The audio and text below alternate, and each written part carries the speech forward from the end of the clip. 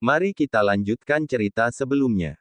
Bab 600. Kalian pukul keponakanku sampai jadi seperti ini.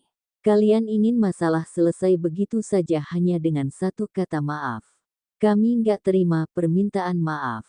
Kalian sudah keterlaluan. Tukas Yuna dengan dingin. Kemudian, Yuna berkata pada polisi, "Pak polisi, kami nggak terima permintaan maaf. Kami mau selesaikan masalah ini sesuai aturan. Tapi kami mau ganti rugi."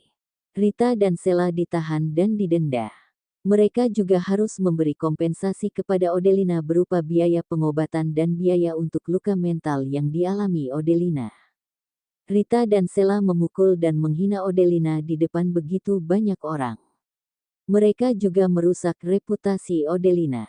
Oleh karena itu, mereka harus memberi kompensasi untuk luka mental tersebut.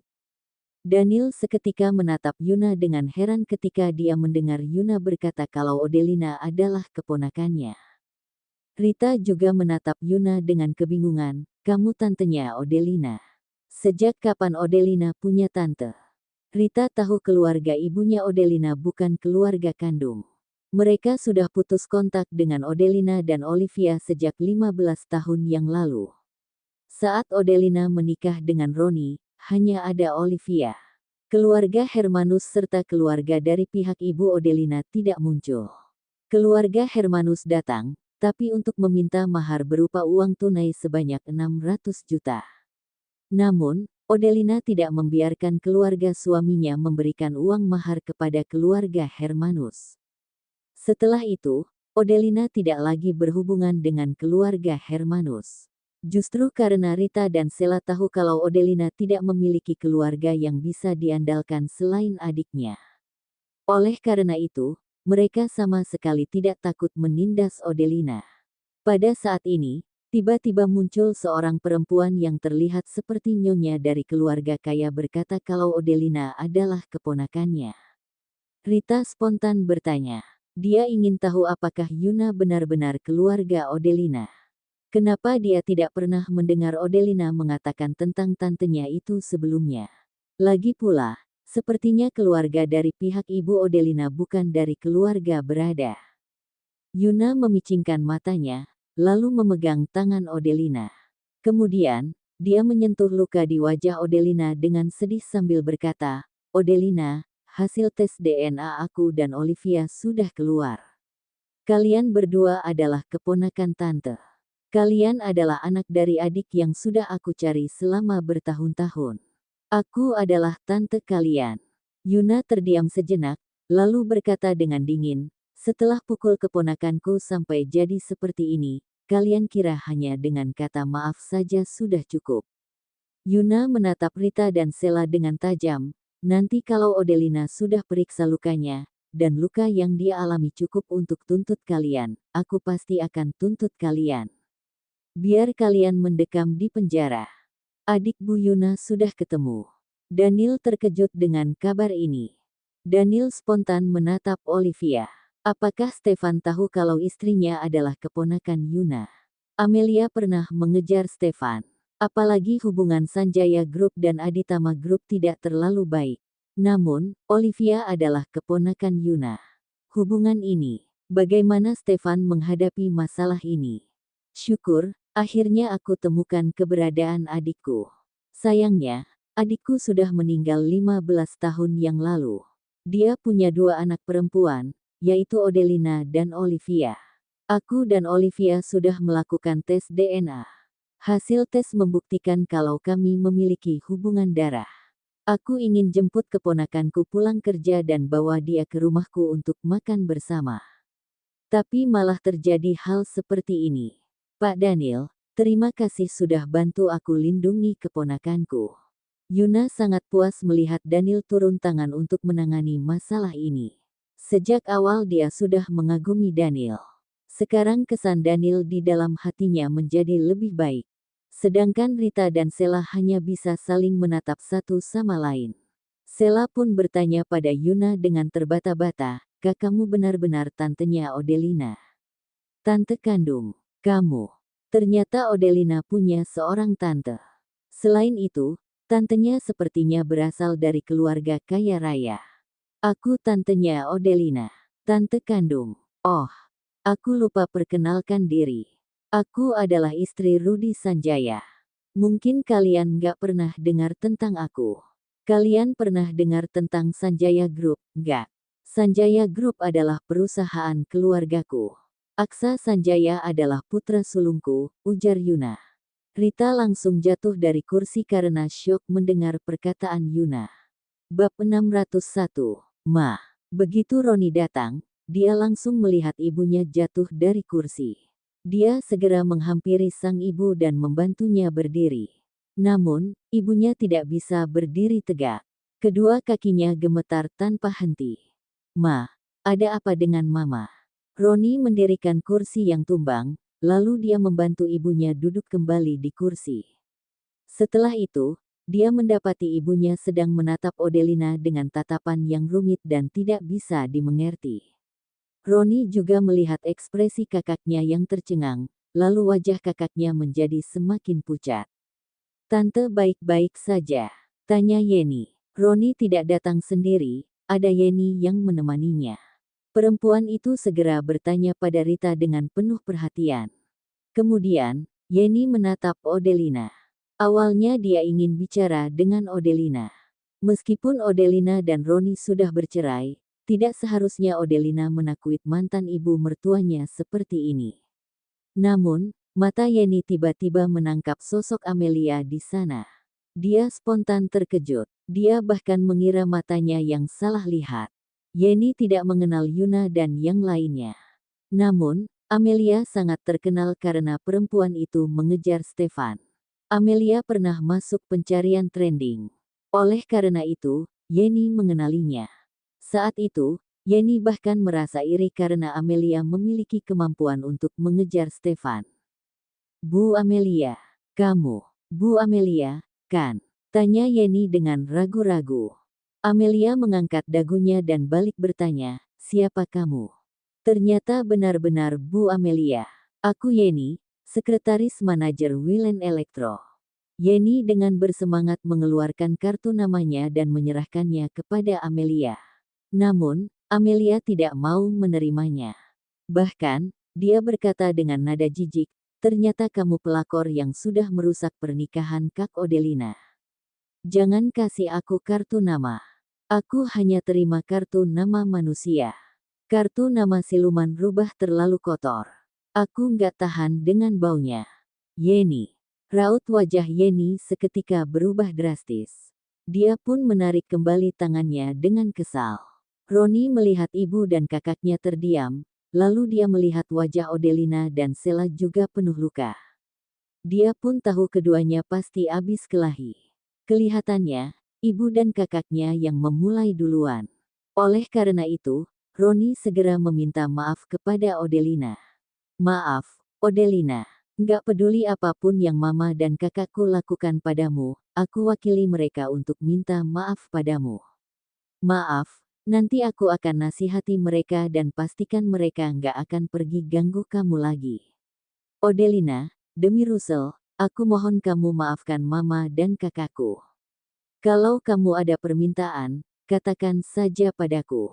Aku akan penuhi semuanya. Roni takut ibu dan kakaknya ditahan polisi. Oleh karena itu, dia mengambil inisiatif untuk meminta maaf pada Odelina dan akan memenuhi permintaan Odelina sebagai gantinya. Sementara itu, pihak polisi merasa ini adalah masalah perselisihan keluarga.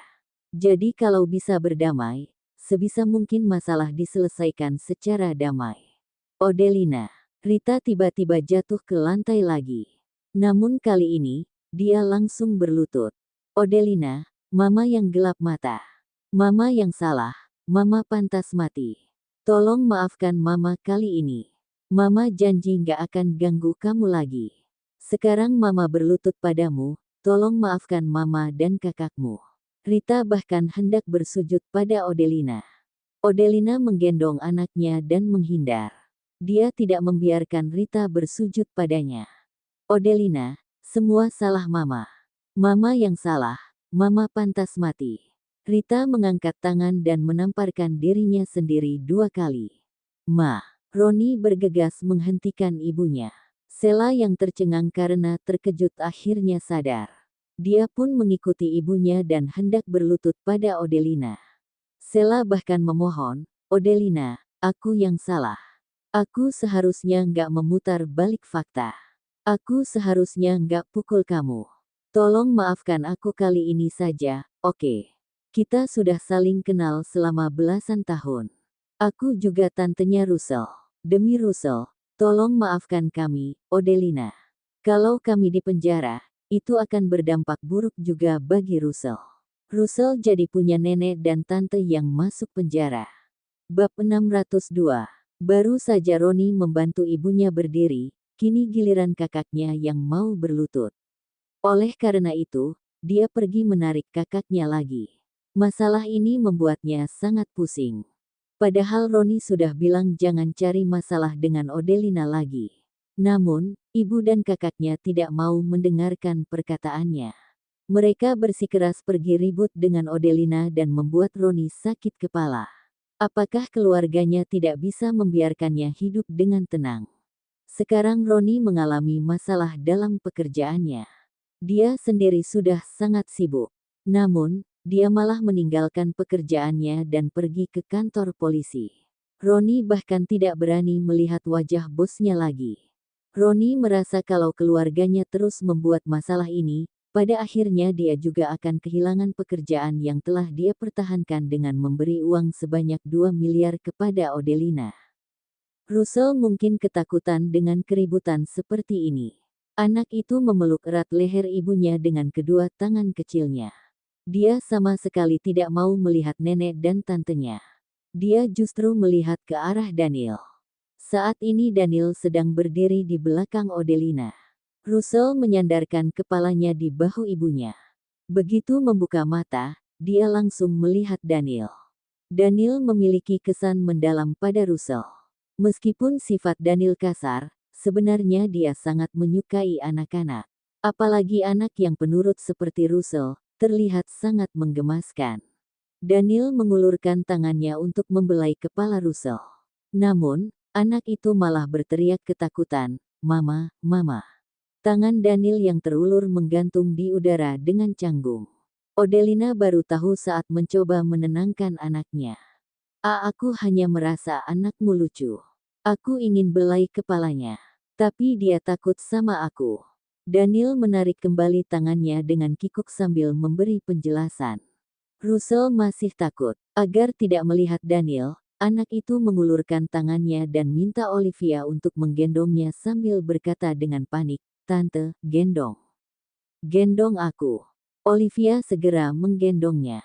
Sedangkan Olivia berkata pada Daniel dengan perasaan tidak enak hati, "Pak Daniel, Russell terlalu syok dengan kejadian itu, sekarang dia akan takut setiap kali melihat orang asing."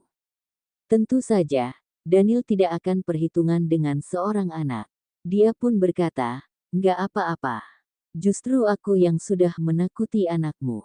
Setelah bertemu dengan Daniel beberapa kali, anak itu masih saja takut padanya. Tidak lama kemudian, Andy dan Chris juga tiba di kantor polisi. Satu keluarga itu memberikan berbagai permintaan maaf dan janji. Mereka pun bersedia memberikan kompensasi. Mereka hanya memohon agar Odelina tidak mempermasalahkan hal ini lagi. Ditambah lagi dengan mediasi dan persuasi di kantor polisi. Pada akhirnya, Odelina setuju untuk melepaskan mereka kali ini. Namun, dia meminta Rita dan Sela untuk menulis surat perjanjian.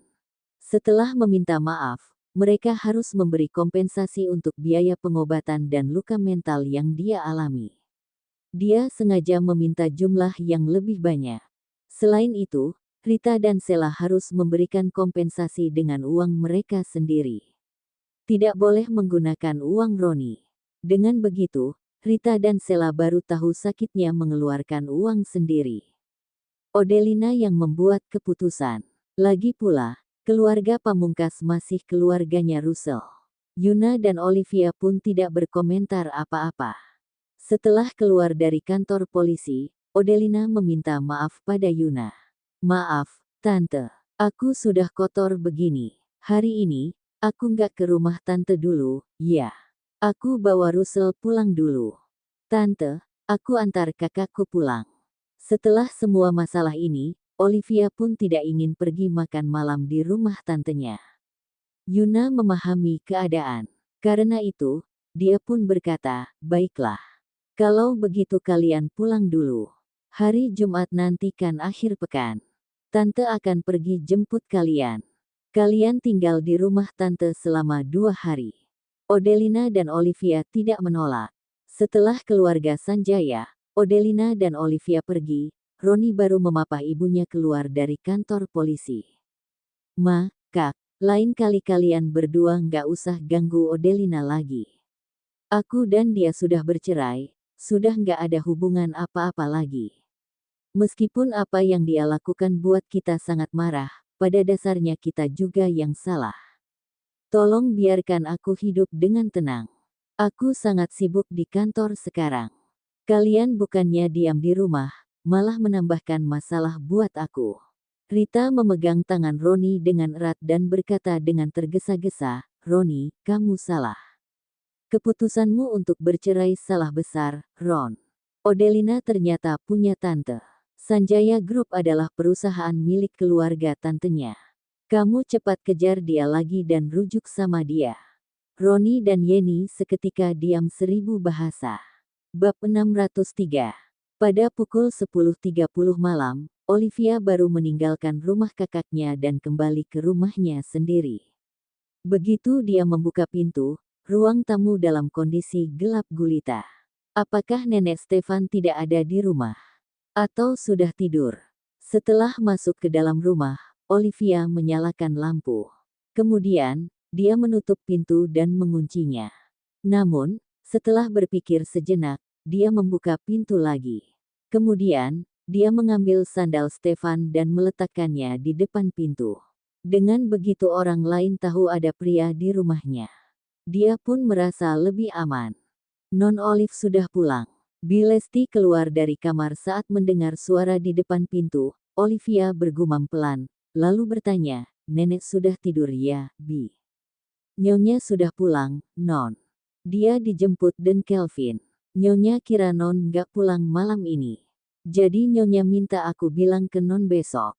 Olivia sangat terkejut, Nenek sudah pulang. Nyonya bilang dia pindah ke sini karena berantem sama papa mertua Non. Sekarang mereka sudah baikan. Jadi Nyonya pindah kembali ke sana, kata Bilesti.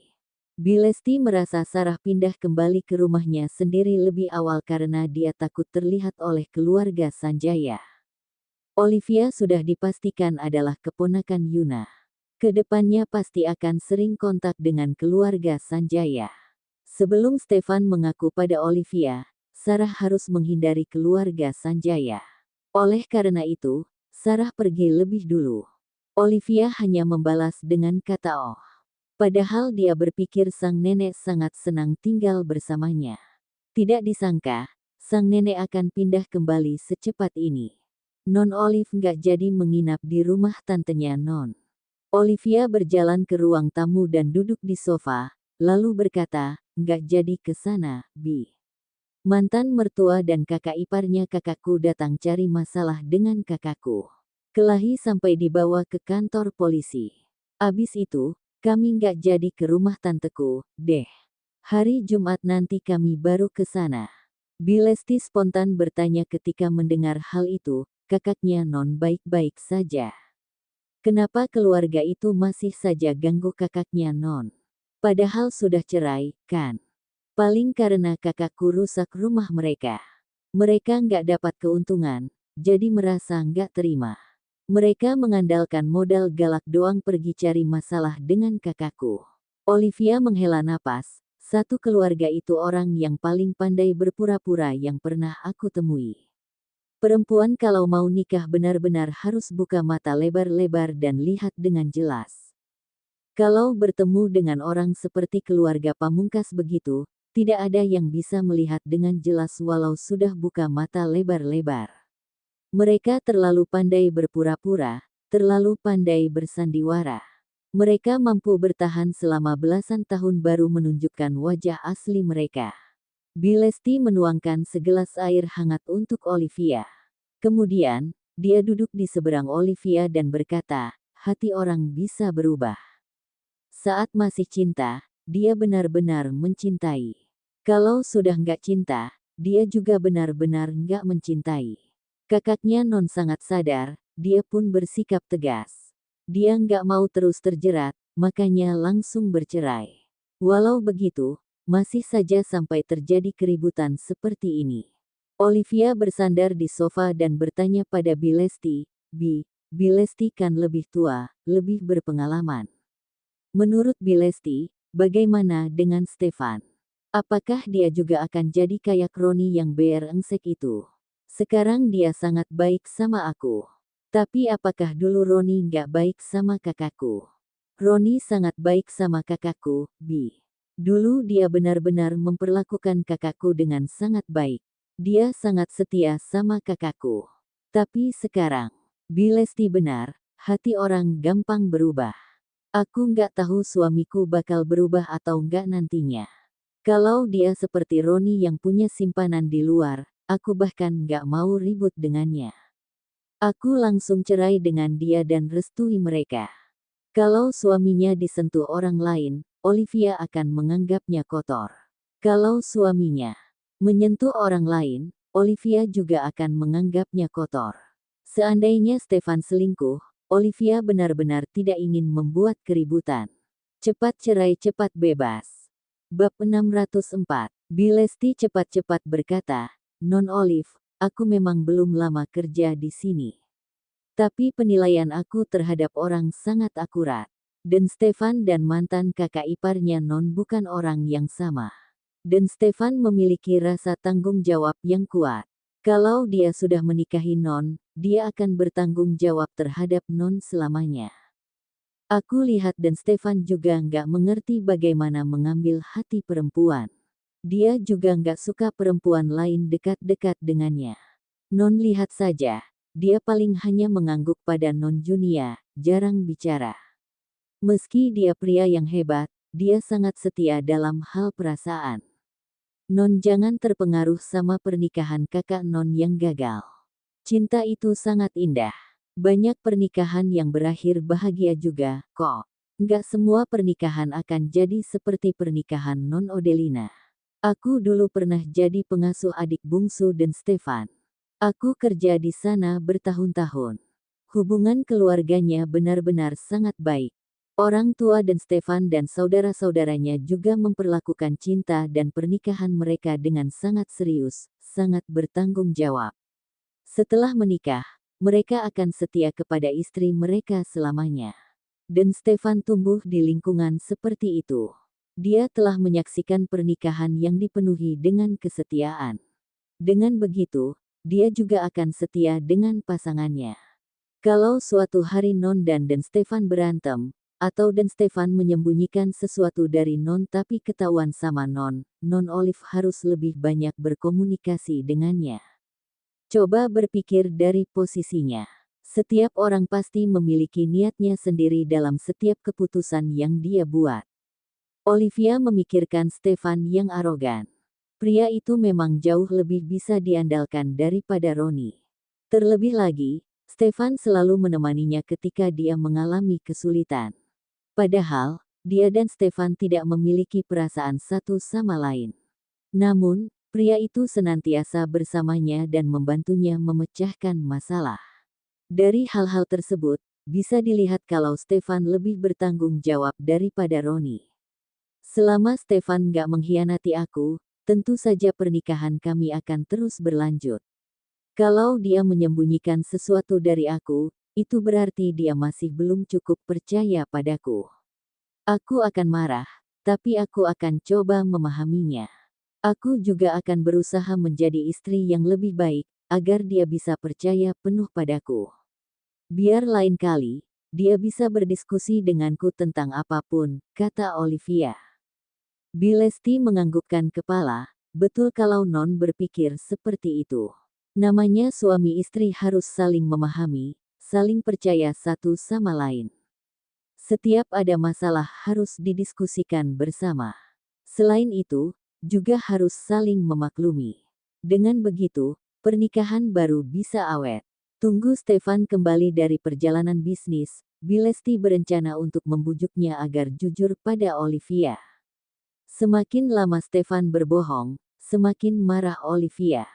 Olivia minum setengah gelas air hangat. Setelah melihat jam, ternyata sudah jam 11. Dia pun berkata pada Bilesti, "Sudah malam banget, Bi. Bilesti tidur saja. Aku juga mau balik ke kamar, mau mandi. Sekalian mau kirim pesan ke Stefan." Sebelum Stefan pergi, pria itu berulang kali menyuruh Olivia untuk mengiriminya pesan. "Selamat malam, Non." Setelah mengucapkan selamat malam, Bilesti pun kembali ke kamarnya. Nenek sudah pindah, tapi Olivia juga tidak kembali ke kamarnya. Dia terus menempati kamar Stefan yang besar. Setengah jam kemudian, Olivia berbaring di tempat tidur dan menutupi tubuhnya dengan selimut. Namun, dia merasa masih sangat dingin. Oleh karena itu, dia bangun dan menyalakan penghangat ruangan. Kemudian, dia mengirim pesan ke Stefan dengan ponselnya. "Kantong air panas, sudah selesai kerja." Stefan benar-benar sangat sibuk. Namun, dia terus memperhatikan ponselnya. Dia tidak menerima pesan dari Olivia sepanjang hari. Karena itu, dia sangat kesal. Stefan menyuruh Olivia untuk mengirim pesan di malam hari. Perempuan itu benar-benar harus menunggu sampai larut malam baru mengirim pesan. Apakah Olivia sama sekali tidak merindukannya? Benar juga. Olivia bahkan bersenandung ketika membantu Stefan mengepak barang bawaannya. Olivia justru berharap Stefan melakukan perjalanan bisnis ke luar kota. Justru aneh kalau perempuan itu merindukannya. Sekarang Stefan akhirnya menerima pesan dari Olivia. Namun, perempuan itu malah memanggilnya kantong air panas. Stefan berusaha bersabar dan terus bersabar, sehingga dia tidak lepas kendali. Namun, dia sudah terlalu malas untuk mengetik. Oleh karena itu, dia langsung menelepon Olivia. Cerita bersambung.